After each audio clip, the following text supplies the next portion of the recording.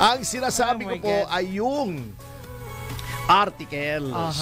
Yun nga po ang sinasabi natin, kaya lagi nating inuulit-ulit yung mga nagsasabing dapat nang isulong yung impeachment dahil sa konstitusyon, sabi ng konstitusyon, 'di ba? Sabi ng ang mga nagpapahayag niyan ay mga profesor daw ng batas sa University of the Philippines, yung Ateneo, School of Management de La Salle, 'di ba? Yung mga elitistang mga eskwela.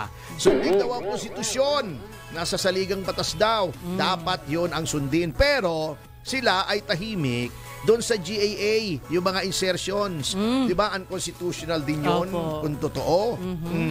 Yung ang budget ay pinakamalaki ay DPWH at hindi Department of Education.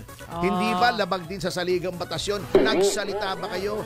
Wale! Oo, di ba? Tahimik. Yung kay Pangulong Duterte, di ba labag din sa konstitusyon yun? O, nagsalita ba kayo? Wale! Yung ginagawa ng Quadcom, violation of the right to remain silent, the violation of the right to counsel, violation against of the right against self-incrimination. Nagsalita ba kayo? Wale. Tahimik. Sasabihin yung constitutional. Kayo, yung si Attorney Cayosa, Attorney Mel Santa Maria, yung si Attorney Tamase. You are grocery cart constitutionalists.